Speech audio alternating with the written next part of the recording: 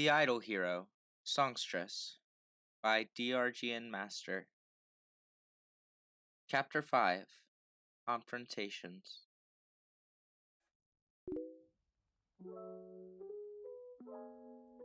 Now, before we begin, I do want to let you know that there is a trigger warning for this episode.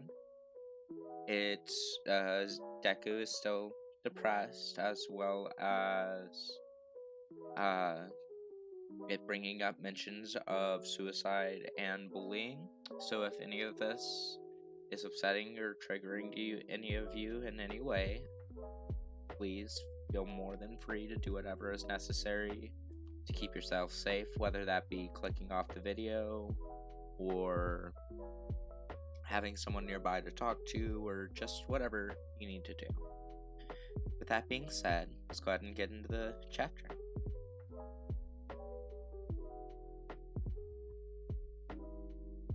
True to Nezu's words, a lot happened over the next couple of days, even though it wasn't all Nezu's doing. The most immediate thing in Izuku's life came the next morning after his mother left to go to Altiero Middle School. He got a phone call from the school itself, which the Greenette found odd since his mother had not even had the time to get there yet. It turned out it was the office calling him to inform him of his suspension for missing school. They didn't let him explain that his mother was on her way down there, only saying that he was not to return for 3 days. Typical, he thought, as he hung up the phone. Extenuating circumstances be damned. Anything to punish the worthless freak. He slumped down on the couch inside, wondering if he should contact his mom over this. After remembering her tear-filled request to be more open, he texted her to let her know what just happened. He didn't get an immediate reply, but when he did, he knew that his mother was awfully close to breaking the promise she made to Nezu. A few moments later, she had told him she had pulled over a couple of stops early and gave him her location with a request to contact Namiri-san. Izuku did not want to at first, mainly because this seemed like something that a hero should not be worried about, but his mother simply pointed out that she requested that he contact her for situations just like this. Knowing that arguing further was a lost cause, he decided to follow his mom's request and text her. Private chat between Izuku and Midnight. Izuku. I've question. If you have a moment. Midnight changed Izuku's name to Suddenly Meek One. Midnight changed Midnight's name to Chief Supporter. Chief Supporter. I am suddenly finding myself with loads of free time. Suddenly Meek One. Really, Midnight-san? Chief Supporter. What did I tell you to call me? Suddenly Meek One. Namiri-san. But you're probably at UA in uniform right now, and it wouldn't be right to call you by your private name while you're on duty, even though you're a teacher and... Chief Supporter. I didn't know someone could mutter while texting. Izuku-kun. Suddenly Meek One. Right. Sorry about that. I hate to bother you, but you said to contact you if something unexpected happened, and well, something unexpected happened and my mom told me to contact you. Chief Supporter. Okay, what happened? Suddenly Meek One. Altiero Middle School just called and told me I was suspended for skipping school. Mom just left to go there before they're called, and I contacted her. She told me to contact you. Chief Supporter. Oh, sneaky. Can you bring her into the chat, Izuku-kun? Suddenly Meek One adds Mom to the chat.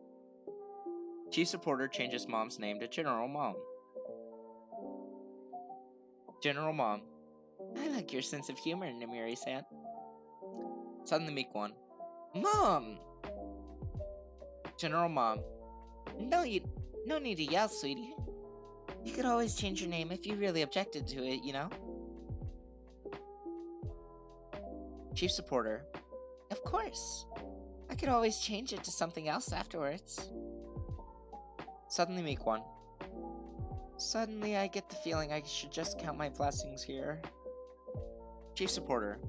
Go with that feeling. Izuku-kun? Go with that feeling. Anyways, Midoriya-san. General Mom. Oh, please call me Inko, dear. Chief Supporter. Okay, Inko, dear. Take a few moments more to calm yourself. Then go to the school and ask them why they felt it necessary to call your son to tell him he was suspended, instead of trying to contact you first. Chief Supporter. By the way, can your phone record conversations? General Mom. Ignoring the joke for the moment, yes, I spent part of my morning setting up an app just for that specific purpose. Chief Supporter. Good. Don't try to win the argument, but this sets you up to pull Izuku-kun out of the school for cause. Don't back down if they do, and don't let on that what you were coming there to do in the first place. Say something about a medical checkup for a villain attack. Speaking of, Izuku-kun, come to UA so we can get you checked out by Recovery Girl. You are going to be counseled by President Mike after all. General Mom. Again, I like the way you think. Izuku, if you need money for the train, there's some in the usual place. Suddenly Meek one. Alright, I'll be there as soon as possible. General Mom. I like this plan. That day went by pretty fast after that, but that was primarily because it was so busy. Izuku's mom got him transferred out of Aldera with the destination of to be determined. She had let her confess to him that if she weren't so angry at the school, she would have laughed at how quickly they changed their tune when they were caught not following proper procedure. However, she was much less jovial about his records. They did not want to give them to her. Only her insistence and threats to involve lawyers got her the copies before she left the office. Of course, when she got home and read them, she had even more reasons to be angry. Izuku's visit to Recovery Girl didn't help matters as far as his mother's temper was concerned. Every scar that Bakugou and his other bullies left on him was documented, and proof of more than a few broken bones was also found. They were mainly centered in his ribs, and all evidence pointed toward hairline fractures, but it was enough that both the hero and his mother sat him down for a long talk about the dangers of self-treatment. She also set up more tests at a radiology clinic the next day for two reasons. First, she needed to track what soft tissue damage there may have been that her equipment may have missed. The Greenet was fine with that. It was the second reason that made him nervous. It was already documented that the song-gendered teen's body changed on a molecular level due to his quirk. The changes to his DNA to reflect both male and female sex markers were already on file. But it was unclear just how these markers expressed themselves inside his body. What kind of reproductive organs did he have? Male? Female? Both? Neither? Well, the last would not actually be a statistical possibility. More like it would be the case that whatever he did have would be non-functional. So the morning of the next day was spent in the specialty clinic undergoing various scans, and the afternoon submitting himself to a thorough examination including specimen retrieval of various tissues and fluids. Izuku had a great deal of sympathy for the lab rat. Finally, the third day after Izuku's breakdown arrived, and it was time to gather everyone together for the first of the major confrontations, All Might. It had been decided that he would be in attendance if he and Izuku could reach an understanding, even if it was tenuous. Therefore, when 10 a.m. arrived, there was a knock on the door. Inko and her son had been waiting in the living room, having been expecting company. Izuku appreciated the gentle squeeze of his shoulder in support as she got up to answer the door. The team was extremely nervous to meet the man again, especially given everything that happened. He and his mother had discussed the memories that bled through with his breakdown, and she supported his trepidation of the interpretation of the events fully. He only hoped that she would allow him to take the lead for this discussion. As the door to the apartment opened directly into the living room, he could see the first two heroes standing in the doorway. He breathed a sigh of relief and waved at Midnight and Nezu, both in their hero costumes, standing in the doorway. He also noticed two more people standing behind them. While he couldn't quite make out the silhouette of one, the sheer height of the other was a dead giveaway. All Might was behind Nezu, and someone else was standing beside him. Good morning, Midnight-san, Nezu-san, Present Mike-san, and All Might-san, his mother said after a brief hesitation, with genuine kindness for the first three and strained kindness for the taller man. My apologies for the slight hesitation, but I was not expecting Present Mike-san to be joining us today. Iko-san, please drop the formality, Their R-rated hero replied with a slight bow. We will hopefully be getting to know each other quite well in the near future, after all. Indeed. I hope you would consider doing the same for me, Nezu added with a slight bow of his own. I must apologize for springing Present Mike on you like this, but we felt it would be beneficial for you to meet the man your son will be training under for the next several months before they start. Indeed! The spiky blonde exclaims, just a tad louder than what would be considered normal. I also would like to meet you and the little listener that has Midnight in such a state of excitement.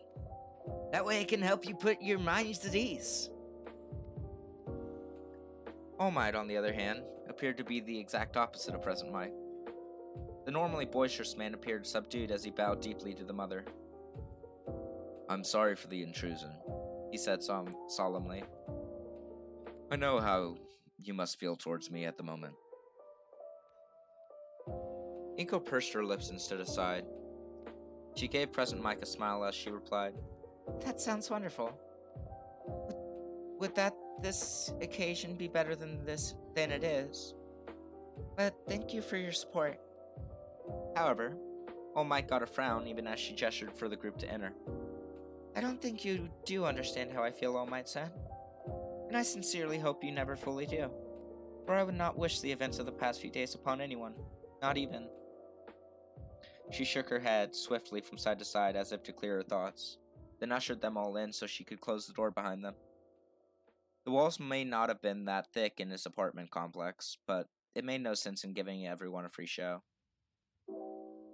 As the others were taking off their shoes, Inka snuck a glance at her son and apparently didn't like what she saw, which was fair given the level of anxiety All Might now caused him by being in the same room. All Might-san, before we begin, let me make one thing perfectly clear. You were part of the cause of my son's mental breakdown a couple of days ago. I will acknowledge you did not know the situation and willing to let you work this out with my son. But you need to do this with the same face you wore when you answered his question a few days ago. All Might blinked hard and opened his mouth to say something, but the chimerical principal spoke first. Once you hear this story, you will understand, but I promise you the reveal of your secret was unavoidable at the time. I have since undertaken steps to ensure only those in this room were privy to the reveal in question. Therefore, I think the first step before you say what you have to say is to listen to Midoriya-san and his mother as they tell you what happened. After that, you may speak. Both Izuku and his mother appeared startled at the implications of Nezu's comment. But it is Izuku that spoke up before his mother could. You did not tell him what happened? No, I did not. And neither did Midnight, at my request. Forgive me, Midoriya-san, but I felt the story would best be told by you and your mother. A brief synopsis of the events leading up to that day should be fine, though. You'll get a clearer picture later, Nezu answered. As much as he didn't want to go into the story twice, Izuku was thankful that Nezu suggested he limited this telling to just that day. It was bad enough that this was his first meeting with his new Quirk counselor, the pro-hero Present Mike. This was far from an ideal initial meeting, but as he looked toward the rocker hero, He saw genuine support and a promise of understanding that allowed him to open up anyways. That day was the worst one I ever had. He started after everyone sat down. From there, he launched into the story of the day, making sure to hit all the highlights. He paused when he got to the reveal of All Might's true form, only to see the man deflate into a skeletal self. From there, he picked up again, detailing what happened with the second sludge villain attack, the second meeting with All Might, and finally the emotional breakdown when he got home. Excuse me, I need to hydrate real quick.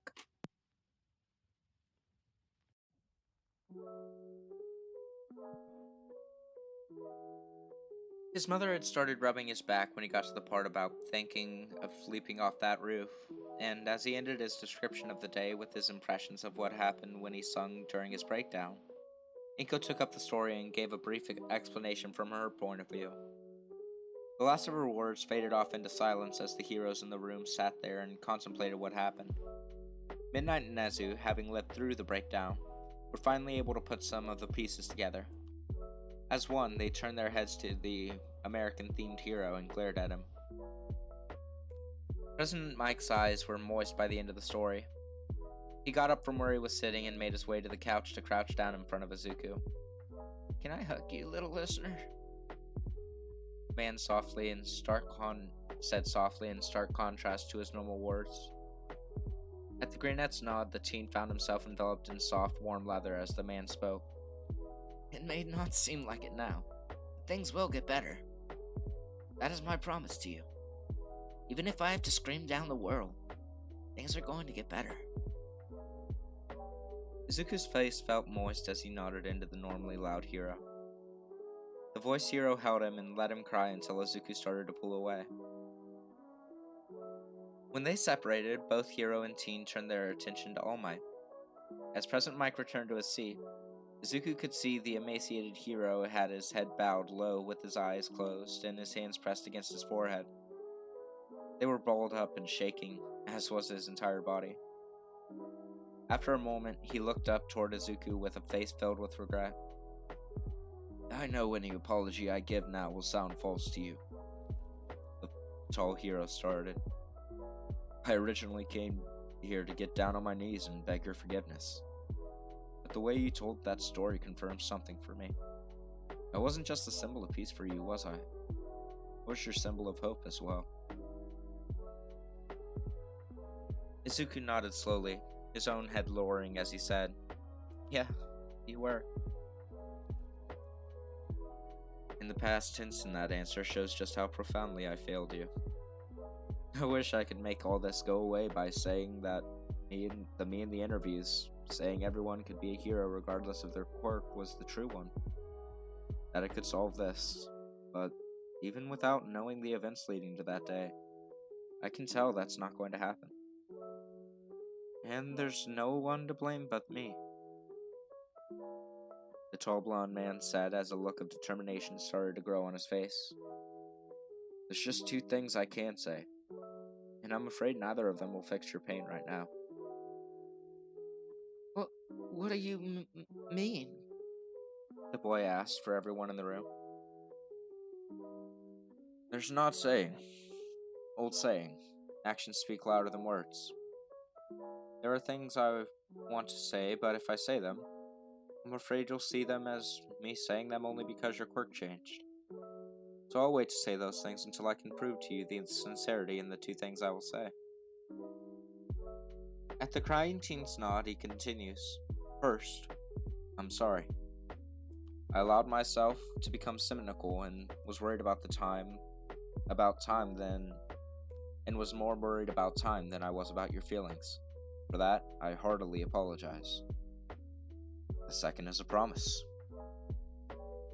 Both Nezu's and Present Mike's heads tilted to the side as Izuku leaned a little closer. Promise? The older man gave a stern look and slid to the floor, hands on his knees, bowed deeply to the teen. I promise to become the hero you needed me to be. I'll turn the lies into truths, so that no other child ever has to experience what you did because of me. I only ask that you watch me and, if necessary, Give me a good, swift kick in the posterior, if you see me sway from that path again. It's not enough for a hero to talk a good talk and be heroic in the limelight. They must be that in all parts of their lives. Thank you for reminding me of that, young Midoriya. The green-haired teen had mixed feelings about All Might's reactions. On the one hand, he did get an apology out of the man, and a promise to do better. He used to hold All Might's promises as ironclad, especially in the public eye. If the hero promised something, he would do it. But on the other hand, it would have been nice to hear the man admit that he, Izuku Midoriya, be a hero. He supposed it was a gut-clench reaction, and one that Izuku wanted to hear, but would not be able to trust. But as he looked around the room at the various other adults, he realized something. They were here because they thought he was worth something. They were here to invest their time to make his dream come true. Midnight was the first hero that said he could join their ranks, and Nezu the second. He doubted seriously that President Mike would still be here if he didn't see it. Then his gaze shifted to his mother. The loving support shone through her red eyes as she looked into his, as if saying, "Whatever you decide, Izuku. Whatever you decide." Izuku knew then what he had to do. "Okay," he said, finally looking up into All Might's gaze. The man didn't look so judgmental now. He looked sad, pleading almost. "I accept your apology. But remember, you are a beacon to more than those with powerful quirks, but to everyone." "Well," Nezu interjected, "now that we are done with that, we need to finalize our plans for our meeting with the Bakugous. For those of you coming late to this, there's a long and complex relationship between their family and this one. Inko-san will start out as chief complainant, and President Mike will be the facilitator. Here's the rules for the rest of you," the Chimera said as he started to lay out the plans in earnest. Finally, they stood outside the Bakugo home. Inko had avoided long talks with her best friend up to this point, citing the large number of appointments she had to attend for Izuku's treatment. She had explained to Mitsuki that her son had also been attacked by a villain that day, and due to the circumstances involved, she had a lot of things to do. Beyond that, she explained to her best friend they'd meet up that Saturday afternoon to explain everything, and followed that request with another to have Katsuki there. Her friend sounded confused, but in the end she reluctantly agreed. The green-haired mother would have felt bad ambushing her best friend with a contingent of heroes attending the meeting, but the previous few days had worn her concerns for the Bakugo family's comfort rather thin. She would try her best to follow her son's request to not let this break up their friendship, but in the end, it wasn't her call. It would ultimately be up to the adults of the family to determine if their friendship could be saved. With these thoughts in mind, she rang the doorbell and waited patiently. Fortunately, it was Masaru who opened the door. The brown-haired man smiled at Inko and said, "Hi, Inko. Glad you could come." That greeting trailed off as he saw first Izuku, then the 4 pro heroes behind them. He absent-mindedly adjusted his rectangular glasses, then focused on Inko's face. For the first time, he noticed the firm lines of her mouth as she clutched her purse in front of her with both hands. "What's going on?" he asked, beginning to sound a little worried. "Hello, Masaru," the green-haired mother replied with a mixture of controlled anger and sympathy. "I asked for you and your family to be here to discuss some issues that have come up. I'm sorry that this comes as a surprise for you, but can we come in?" Her hands motioned behind her to indicate she was referencing all of them, heroes included. Masaru paled as Inko vaguely explained the hero's presence, but nodded and opened the door for them just the same. After he closed the door behind him, he bowed to the collected group and said, "Please, we were not expecting so many people. Let me go get more slippers." With this, he quickly walked into the house and whispered something to his wife, even as they could hear her door open. What the man said was not exactly clear, but the intent was made known by a female voice calling out, Brett, get down here, now! What is it, you old hag? I said I was busy. Katsuki's voice rang through the house, causing Izuku to flinch, which did not go unnoticed. This was immediately followed by a female voice berating the younger boy to just get downstairs. A moment later, the man of the house came back with some slippers for everyone, but paused as he looked at All Might's feet. I'm sorry, All Might-san. I don't have any slippers your size. These are the closest I have. They were 3 sizes too small, which would have elicited some giggles from the other heroes had the situation not been so tense. There was more yelling coming from the living room as Katsuki had clearly come downstairs. The boy's mother was berating him to show respect in front of company when the blonde bomber replied, It's Auntie Inko. She's heard us say worse. Present Mike, having gotten his slippers on first, made his voice carry into the house just by speaking at his normal volume. Midoriya-san is not the only guest you have. The house went silent save for the sounds of feet sliding into slippers. A moment later, Masaru had escorted the group into the living room. The Bakugo family sat on a large couch with a sullen Katsuki in the middle and his mother closest to where Izuku sat. At a 90-degree angle from the couch was a smaller couch, on which Izuku sat between his mother and Midnight. It was a tight fit, but inwardly Izuku was thankful for the arrangement, as their physical presence gave him a small bit of reassurance. All Might and Nezu sat on chairs pulled in from the dining room, set up across as a coffee table from the Bakugos, and Present Mike, spiked up blonde hair and all, stood across from the Midoriyas and his wife. Masaru had offered everyone drinks, but no one took them up on it. Inko, Mitsuko began as she frowned toward her friend. what is going on here? Why are there 4 heroes in our house when we only expected you and Izuku? Apparently, shocking curiosity overrode politeness, as the Bakugo matriarch skipped over polite conversation.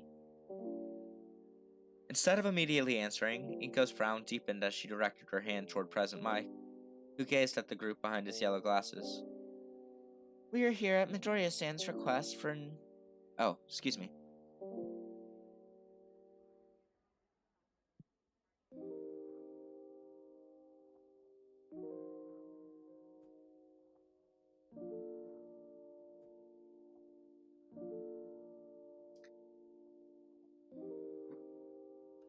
Sorry about that. We're here at Midoriya-san's request for an intervention, The hero announced to the room. While his voice was loud, it was by no means excited. Instead, it had a grave, almost sad quality to it. I've been asked to be the facilitator for this talk. Midnight, He said, starting with her. is here as support for the younger Midoriya. Nezu, principal of UA High, is here as an interested party with an offer after everything has been divulged. And lastly, All Might is here to correct some errors in thinking that have been taking place. Katsuki's eyes snapped to Izuku and appeared to bore into him as a snarl formed on his face. This was followed by a loud clearing of 2 throats as both Inko and Midnight glared at the glaring boy. Inko was the one to speak, however, even as Midnight slipped an arm around Izuku in support. You will not look at my son that way, Katsuki-san. Do you understand me? What has the damn nerd been telling you? The angry Pomeranian asked, sounding tentatively aggressive, as if that were possible. Apparently taken aback by Inko's demeanor. The boy's mother also looked shocked, and a little confused. The truth, The angry mother announced. all of it. And that's why we're here today. The voice hero announced to the room. I can see that Bakugo parents are greatly confused, so perhaps we can get an explanation from Izuku-san. Izuku gulped and looked as if that was the last thing you wanted to do. He could feel Midnight rubbing his shoulders as she whispered, "It's time to free yourself," to him. He felt his mother rub his back briefly before he got up and looked around the room. The green bean avoided looking at Katsuki, as he knew if he did, he would clam up and not be able to speak. So finally, he focused on Mitsuki, who was closest. Katsuki has been bullying me since my quirk came in, when I was 4 years old, he started. He could see his aunt's eyes widen at that as he continued. He has pushed me, punched me, shoved me to the ground, and repeatedly used his quirk on me. He has nicknamed me Deku for useless, and has been making my life living hell since preschool. Katsuki scoffed, turning his head away from Izuku. Damn nerd. Can't take a bit of teasing and rough play. How's he going to be a hero like that? Using your quirk to hurt someone is not just rough play, young Bakugo. It is illegal and can get you sentenced to confinement really quickly. The symbol of peace forcefully interrupted. And that would be an automatic disqualification for every hero school in Japan, Nezu added on top of All Might's point. I never touched the nerd with my explosions. The explosion user denied rather petulantly. At least not intentionally. Can't help if Midoriya-san's too clumsy to avoid them. It did not go unnoticed by the shocked parents that their son called Izuku formally by his last name. Mitsuki looked back and forth between her son and his supposed childhood friend with growing horror. Not intentionally, you say? Midoriya spoke up in a sadistic-sounding voice. His medical files show an awful lot of burn scars for someone who would just clumsily fall into your explosions, Bakugous-san. Katsuki's only reaction was to shrug and huff, while Masaru turned frighteningly pale. Katsuki, if you really did something, you would be wise to speak up now. I think they're serious about this. Inko-san does not look amused at your responses. Indeed, Izuku's mother was glaring daggers at the blonde teen. When she saw the boy look at her and flinch away, she nodded and turned to his mother, who was just as pale as her husband. And what do you have to say, Mitsuki?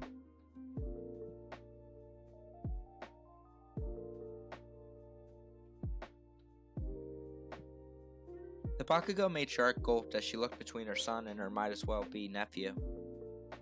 As much as she wanted to deny that her son could do such a thing, she was not blind. She knew her son inherited her aggressive attitude. She watched how Izuku grew fearful every time her son opened his mouth or even looked in his direction, and didn't miss the glare at the beginning of this conversation. She could tell her broccoli-headed nephew was not just afraid but terrified of her son. Finally, she looked back at her best friend, and knew that her next words would either make or break her friendship. I don't want to believe this, the woman said, sounding timid for possibly the first time in her life. It was evident to all those around she was grasping at straws to somehow make all this a mistake. It was also clear she didn't believe it could be, but she was a mother who had a duty to her son. Izuku, please tell me if there's any way this could be a misunderstanding. You two are such good friends.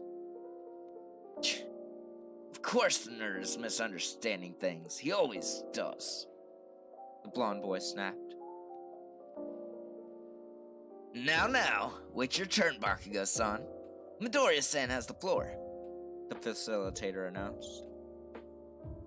Izuku could understand his honorary aunt's desperation. For her, it would be like someone telling her that Katsuki turned into a villain.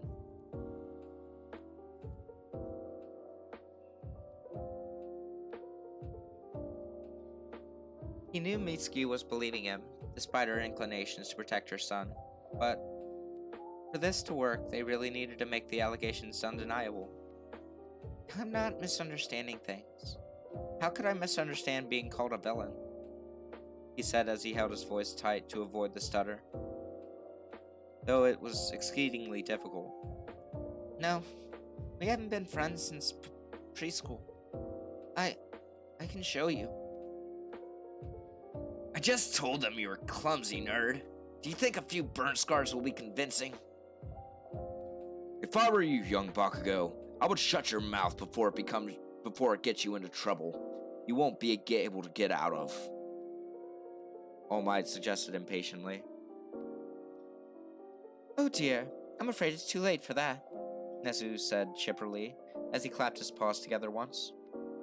You see, Bakugo-san, young Midoriya's quirk underwent an evolution of sorts. He has new powers, one of which you saw just a few days ago, in fact. Remember the blue-haired girl? Oh, hell no! There is no way that was shitty Deku! The blonde teen snarled, momentarily forgetting where he was and who he was with. His quirk doesn't give him any powers of the people he transforms into. Both of Katsuki's parents flinched away from their son and turned to look at him. It appeared they did not recognize their own son now, which was already lending truth to Izuku's words. Mitsuki looked like she was going to start yelling at her son, but was prevented by one of the heroes beating her to it. That may have been before he was attacked by the same villain that attacked you, All Might replied, his shaded blue eyes piercing the blonde bombers. But the stress of all that day sparked a few changes in young Midoriya's quirk. He was the blue-haired girl there. My assistant recorded the entire event, transformation and all, and showed it to me. No way! The teen bully still denied. I tell you what, President Mike interjected at this point.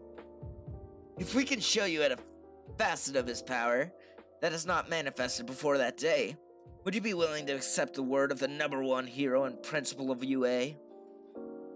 Again, Katsuki turned his head to the side and scoffed. Sure. Let's see what his lame power can do. Inko and Midnight looked at each other, then nodded and turned toward the Bakugous. Excuse me. I was there. I was witness to another facet of his power that awoke that day, Midnight shared. He has the ability to share his emotions and memories mentally through song as well. We're not sure what the limitations are yet, but we have determined that the memories must be true. From his point of view, Izuku-kun, did you pick out a song like we advised? Yeah, Midnight, son. The Greenette nervously replied. Then I, the pro hero Midnight, authorize you to use your quirk here and now to provide proof in the form of your memories and feelings regarding the alleged bullying you underwent in the Aldera school system. Izuku nodded at once to acknowledge the command before turning to the Bakugo family. I'm sorry, Aunt Mitsuki, Uncle Masaru, but I had to weigh the effectiveness of the song versus the points I'm trying to get across. This will be hard for you, but please bear with it. That said, he turned to his mom and nodded once he had mentally prepared himself for what was to come. She started the music player and almost immediately the boy began to sing. So the song that he chose is I'm Not Okay by Citizen Soldier. Great song, by the way. Back to the chapter. Tonight the monsters in my head are screaming so damn loud. Images of early childhood at Aldera Elementary start to appear in everyone's head.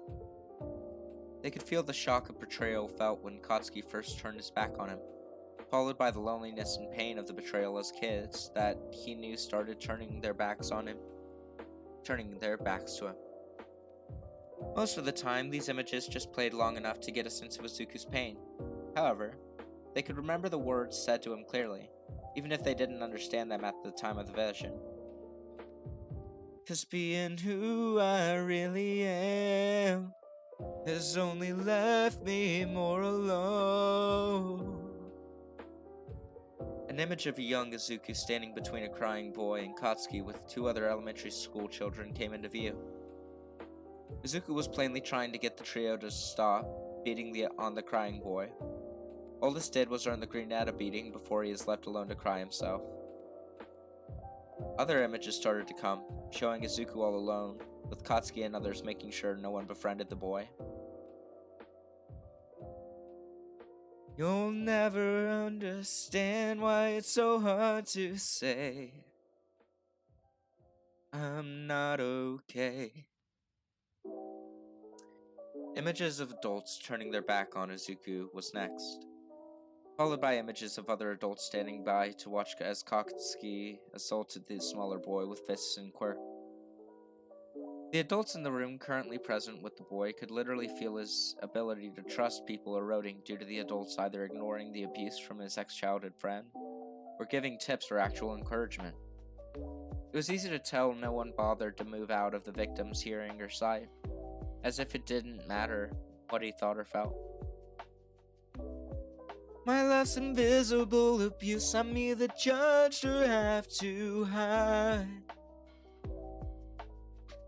The people in the room were next shown images of Izuku trying to run from the bullies. The blonde bomber played a major part in this hunting, but others also joined in from time to time. Occasionally, an image of a teacher or the principal judging Izuku as useless would show, often accompanied by a shake of their heads. Gradually, the children were getting older in the vision. They had just entered middle school. And I'll never have the words, I can't explain this hell. Images of later years of increased violence were shown, with the green-haired teen's body becoming more battered and broken. More jabs about his gender showed, intermixed with the derisive taunts of being too weak to stop it. The desire for it all to end became stronger, as taunts of being told to disappear were heard around him in these visions. Almost as one, the adults in the room began to fear where this was leading. Midnight reached out towards the standing teen to gently grasp his arm. Inko did the same, although tears were rolling down her face as she knew the ending would be unbelievably bad. I'm never safe, it's not a phase. If I finally break, would you still stay? As the song ends, the visions linger on the scene from the last afternoon Izuku was at Aldera Middle School. The adults witnessed the threat and Katsuki's declaration that the singer was a villain. This was followed by the last vision, that of the blonde bully telling his victim to commit suicides in hopes of being a better person. Inko then turned off the music player as her son slumped down onto the sofa between his mother and Midnight, finally dissolving into tears.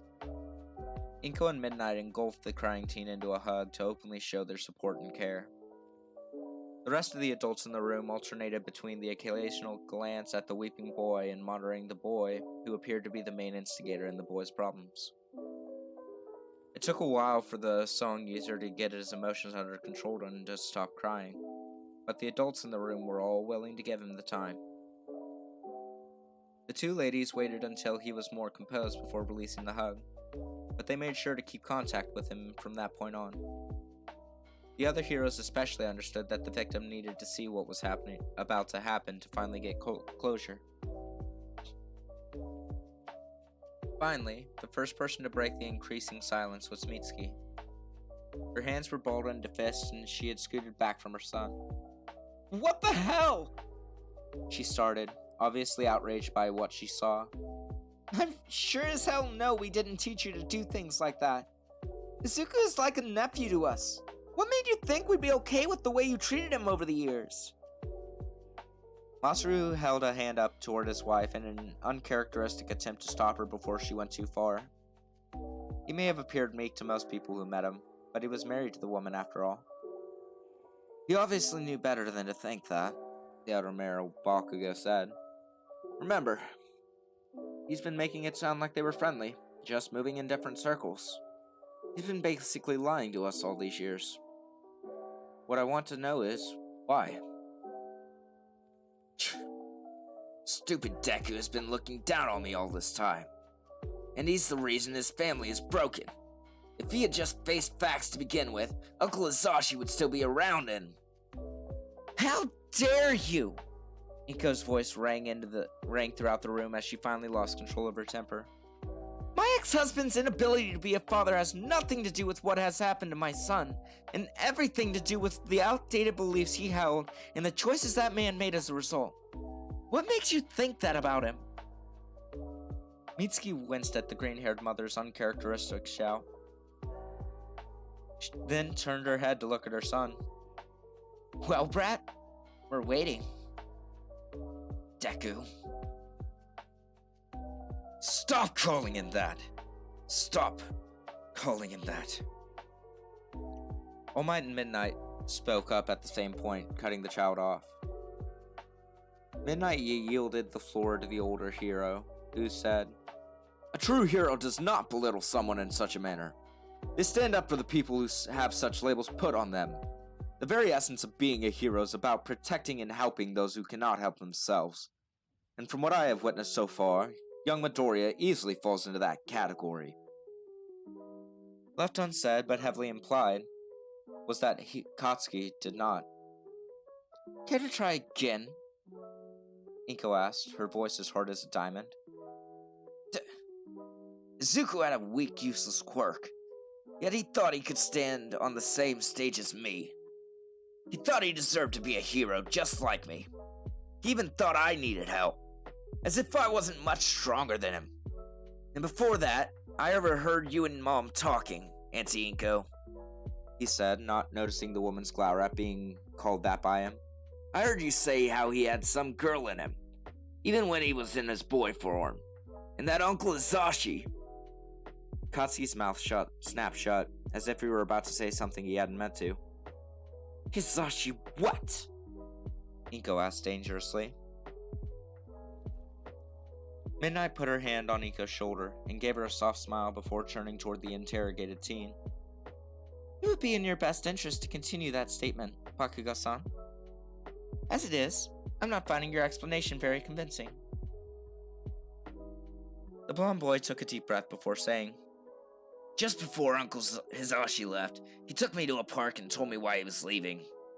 He said he couldn't stand to be around such a weak, useless son who wasn't even a son. He said that he wasn't even sure if Izuku was his, for nothing that could ever consider being female after being born a male could have possibly come from him. The fact that the quirk wasn't even an offshoot of his or Auntie Inko's quirk was proof enough of that. He said that an abomination such as him shouldn't be allowed to stay in the family, and that his mother refused to get rid of him. So that's where all this is from. A disappointed Masaru finally interjected. He had been looking at his lap since Inko took over the questioning, and only looked up at Inko when the source of all this came to light. I'm deeply sorry, Inko said. I was not aware this conversation ever took place. Mitsuki also looked apologetic, but at the same time she looked rather perturbed at her son, as she turned toward Izuku and said, I'm sorry, Izuku-kun. I did not know that my son had taken to eavesdropping, or that he had been poisoned by your father. Please believe me when I say I know exactly what happened to your parents' marriage, and you were not to blame for any of it. I don't know if Inko ever said this, but it's not your fault. Gender is not an easy concept to grasp when they apply it to a specific person, especially when the waters are as muddy as they are now. Neither Master nor I believe you to be in any way inferior. Indeed, All Might interjected at this point. I've said many times in interviews that anyone could be a hero, regardless of their quirk. And even though some people may have a more difficult time than others using their quirks for heroism, it's not the quirk that makes a person a hero. It's their heart and soul. Your actions have been far from heroic, young Bakugo. If you ever wish to become a hero, you will have to change your ways. President Mike, who had been mostly quiet for most of the conversation, added, It is beyond sad that you called Midoriya-kun a villain. Right now, the most villainous person involved in this conversation is, unfortunately, Midoriya-san's ex-husband. What he told you is wrong. You would be better listening to All Might and the other adults in this room than putting any credence in what that man told you. And that is where I come in. Nezu finally spoke as Katsuki put his head down after being chastised by not only the other adults, but his favorite hero. Ordinarily, your actions over the past years would require any hero to apprehend and charge you with multiple counts of assault, battery, illegal court use, and incitement of suicide. Those charges would, of course, prevent you from ever becoming a hero. No school would take you, and any other available route is closed to those with criminal records. The Chimera shows a smile as Katsuki's head jerks up at that statement. However, there is a way for you to be a hero, despite all that you have done. The young blonde teen's eyes looked as wide as saucers as he breathes. How? First, you should know that you will be blacklisted from every hero school in the country, save one, UA. But do not think of this as a reward, young Bakugo, for it is far from that. Instead, provided you can pass the entrance exam, you will be conditionally admitted into the UA's hero course. I should warn you though, passing the exam is going to be slightly different for you than it would be for others. For you see, aside from the normal parameters that we look for, you will have to show us your attitude toward others have changed. I won't give you the specifics, you will just have to work to show improvement from the self-centered, entitled teen I see before me. So I'm supposed to play nice with everyone? The brat asked incredulously. Well, nicer anyways. We're not looking for miracles here, the Chimera replied. Which leads me to the conditions of your enrollment and continued attendance of UA. First, you will seek counseling for your anger issues, among other things. Second, you will, before you attend UA, and upon any time a review is determined to be necessary, attend anti-discrimination seminars, specifically those centered around quirks and gender issues. Third, outside of sanctioned, approved circumstances, you will not use your quirk. That means you will require a trainer for any training to pass UA's entrance exams. It should go without saying this doubly applies to using your quirk on other people, especially on Midoriya-kun. Speaking of Midoriya-kun, you will not be anywhere near him without adult supervision designated by Midoriya Inko, his quirk counselor, or any other responsible adult figure. And it should go without saying that you should avoid using your quirk in the presence of, or on, Midoriya-kun. And no, the teachers at Aldera do not count. Not that the faculty of Aldera will have any say in my son's life. I've enrolled him in another school, far away from them, Inko said venomously. The bomber boy's face grew paler and paler with each condition as he noted that he was being left with very few loopholes, if any. But it was Nezu's final condition that surprised him most. Lastly, dropping the charges against you is conditional upon your agreement to testify against the teachers and staff of the Aldera school system, both the elementary and middle school. As we saw in those memories, you were either passively or actively assisted in your assaults by the teachers and staff, and I have no doubts that some of your prejudices against weak quirks are results of their teachings. You will cooperate fully with the investigators, answering all questions fully. You will testify in court if you are called upon to do so. I have been authorized to offer you this deal once, and once only. So think hard, young man. What is your future worth to you? The entire room is silent for a few moments, before the young bombing teen looked around the room. He didn't seem to care much about Present Mike or Midnight if one could tell about his frowns. But when he looked to his favorite hero, he remembered the harsh words said to him, as evidenced by his wince. He skipped Nezu as he oriented on his parents next. When he looked at Mitsuki, the woman scowled and glared at him, but said, "Don't look at me for answers, Katsuki. You made your own mess here, and it's time for you to man up to your mistakes." Masaru spoke next as his son turned to look at him. "I am deeply disappointed that you took the words of Hisashi over our own teachings. I guess I failed as a father." That appeared to strike Katsuki right in the heart. His mother may be brash and loud, but his father was the silent type. To hear the man say those words seemed to break through the teen's resistance.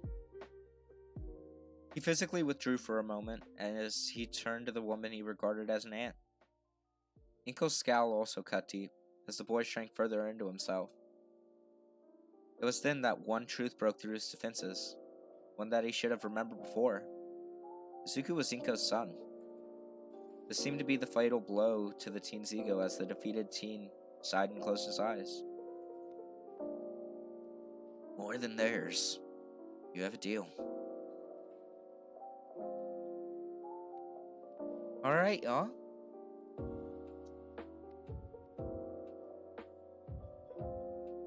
I do believe that that is a good place for us to leave off this video. I'm sorry for the couple times I had to take short breaks in between on this chapter. Still recovering from the flu and not 100%, so doing my best, but I really hope you guys enjoyed. If you did, please feel free to like, comment, and subscribe if you haven't already, and I will see you guys all in my next video. Ciao for now.